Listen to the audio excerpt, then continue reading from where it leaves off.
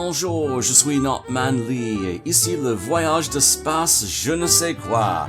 Welcome to part 23 and a half, where we're trying to figure out a faster way to get out to Hamek and Eeloo here. If we were to do a standard home and transfer out to there, the travel time would be pretty ridiculous. We're talking about 10 or so years. Right, even just doing this here, let's just plan this maneuver here. And all you gotta do is literally copy-paste out of Transfer Window Planner right into the maneuver editor there. And yeah, it's gonna take a while to get out there. And even then, the transfer isn't perfect. We'll do some adjustments out there. Yeah, it's gonna take a while. And, well, I'd rather these guys not die of natural causes on the way up to Hamek and Eeloo. So we're going to come up with something a little quicker there. Not to mention that it would take 50 or so years to get out to Nara when the time comes. But anyway, what I've got here is a test craft that Chris Kerman here is going to pilot. I'm going to demonstrate the difficulties of launching this test craft into orbit as well. Look at the drag numbers over there. It doesn't get too bad until the thing approaches Mach 1, and then the drag gets really excessive for a craft of this size. Normally this thing wouldn't exceed such a high drag value, but there's a problem with the part we have aboard this craft, so we're going to get into the upper atmosphere as high as we can, try to do a fairly standard gravity turn there. Then we'll take a proper look inside that fairing to see what Chris is riding in.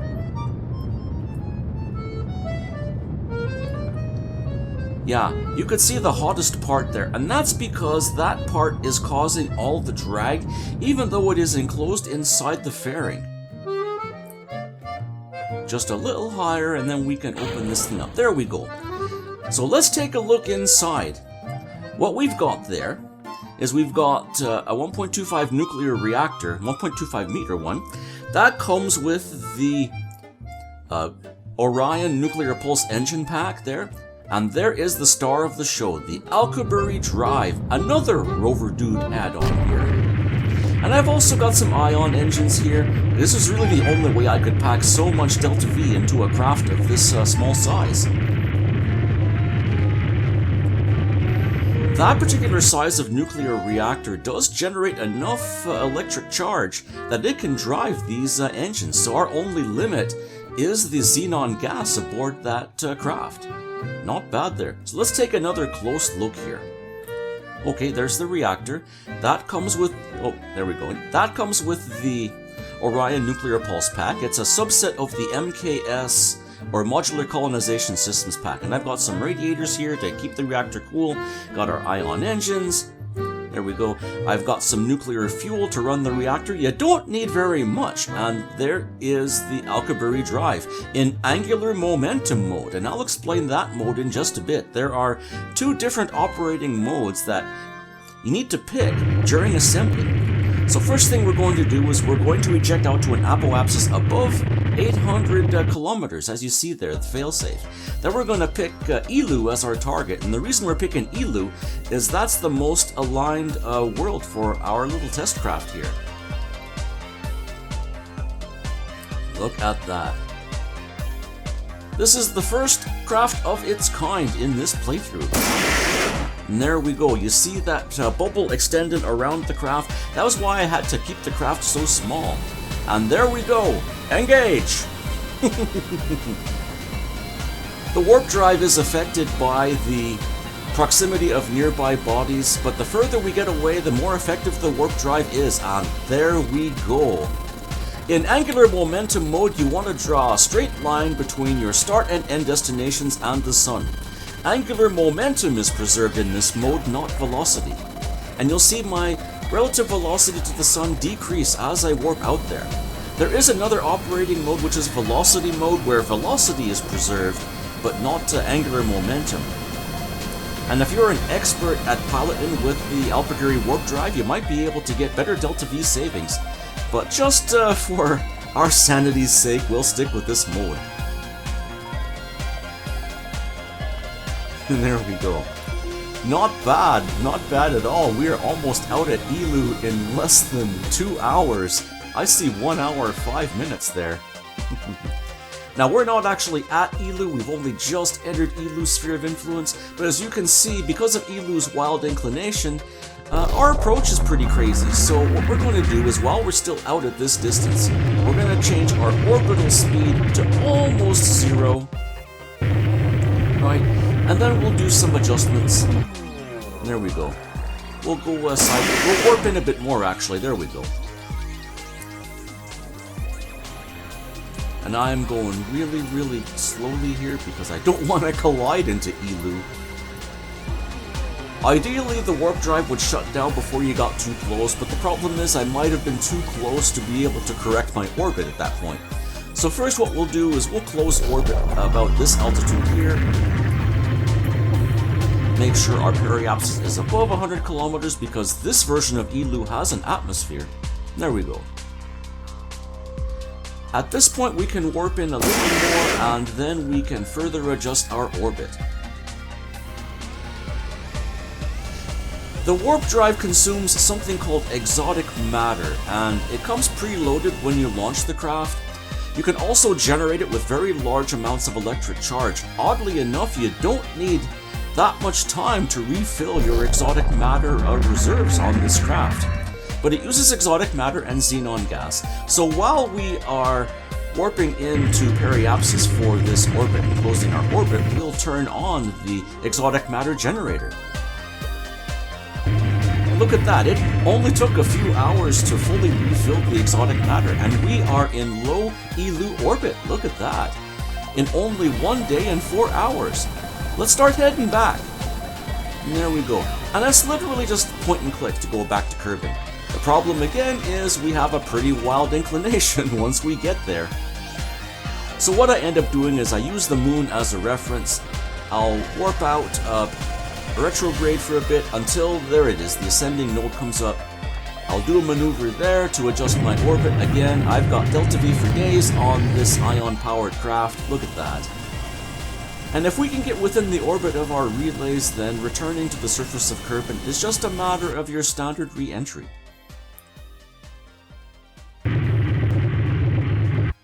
And we'll bring Chris back home off camera. Don't worry, he did come back safe. Here's the problem with launching these warp drive parts into orbit. Look at the drag number. It gets ridiculous. And it gets even more so the closer you get to Mach 1. I had to use these vector engines just to be able to maintain course. This is just ridiculous. So yeah, launching one of these things directly into orbit is not very practical, even with the warp drive disengaged. I think this is actually a problem in the design. You get the same behavior in stock aerodynamics, and even worse in the stock game. Any retractable parts inside there are going to be marked as stowed. So you're not going to be able to unfold antennas or open doors or anything like that. Here I am struggling just to get this thing out of the upper atmosphere before I can even do anything resembling a gravity turn. Yeah, that's about the size of it. Yeah, this thing is really, really difficult to launch on its own. It is possible, though, if you are careful and you have plenty of vectoring on your engines and you are really careful with your gravity turns. This design would have been able to couple up with one of the Medusa nuclear pulse modules I've already got up there. Old Boom Boom is already in orbit above Kerbin, and the other one is still on its way back from Lindor. But yeah, this is not going to be practical.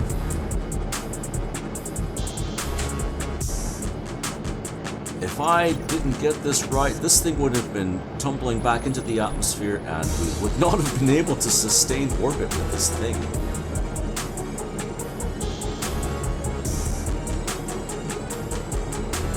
Come on, come on.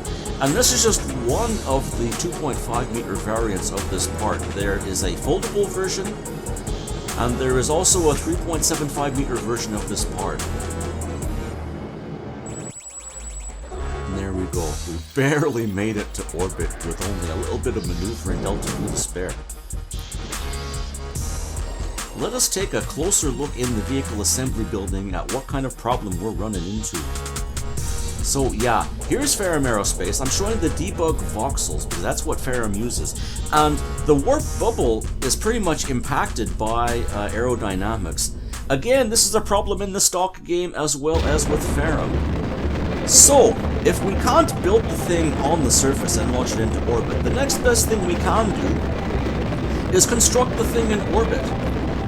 And what I've got inside that fairing is my cunning plan to construct warp drives in orbit.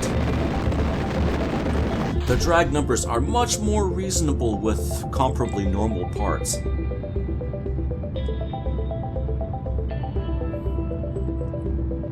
There we go.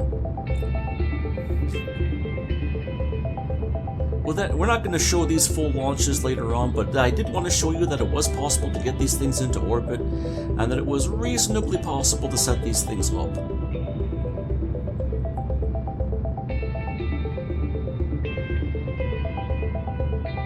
Only the fairing is heating up. That's okay.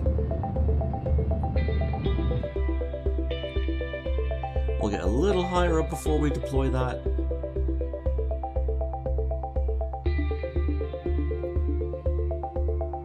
Come on, come on. What are we waiting for? There we go. So inside there are parts from the Extraplanetary Launch Pads add-on. What we have there is an orbital construction dock on the very nose of this craft, and we have a workshop.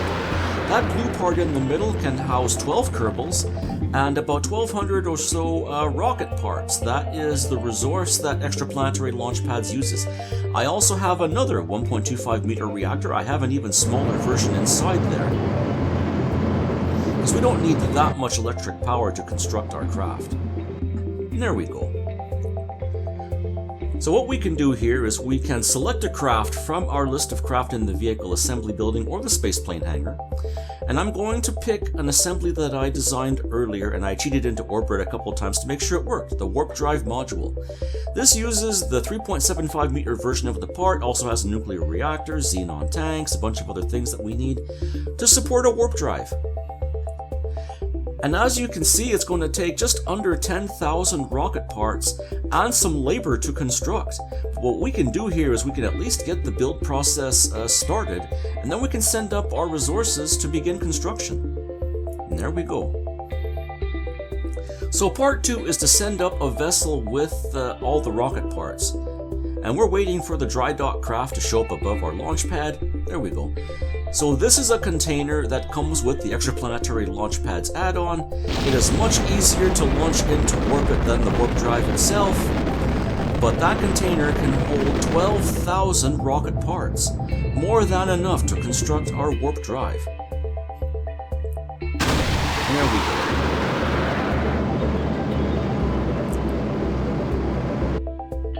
go. Standard orbital rendezvous here. There we go. I love those Twitch engines, let me tell you.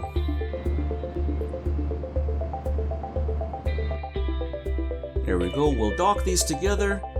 That'll take care of the second part that we need to be able to construct this thing. Let's go back to the user interface for our construction dock. There we go. Now we have the parts. Next we're going to need the labor, and that is coming up right now. We are sending up our single stage to orbit spaceplane, and all hands on deck are aboard this craft here. We've got Bob and Doug Kerman. We've even brought Julie Kerman back because we're going to need her help, and we've got Roberta Lynn and Jenny Ann McKerman. The 5 of these folks are going to construct this craft in orbit. You see I've got the Mark II inline docking port there, and we're just going to dock with the dry dock and start building the warp drive. And they don't need very long to stay up there. There we go. This spaceplane design still seems to work with the inline docking port. I didn't add any monopropellant because I have Werner RCS thrusters aboard there. It made more sense rather than having to bring extra monopropellant and add to the mass of this thing. Here I have the inflatable docking ports that are part of the Making History DLC, and we are going to slowly dock this thing. And there... okay... this isn't right. What's going on here? Why aren't we docking? Come on. It turned out that I needed the really small docking ports. I needed the docking port junior for this. So I undid that launch and I sent up another version of this thing. Ended up building my own version of the inline docking port using the docking port junior. And this actually worked out much better. There we go. And now these guys are going to be in their new home for about a day. Let's go back to the user interface for the construction dock. And we'll bring our crew aboard the workshop. And there we go. There we go, our 2 hose heads and our 3 ladies.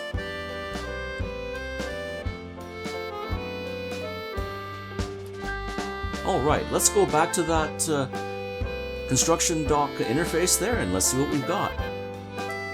And now we have the parts and the labor, and construction is on its way.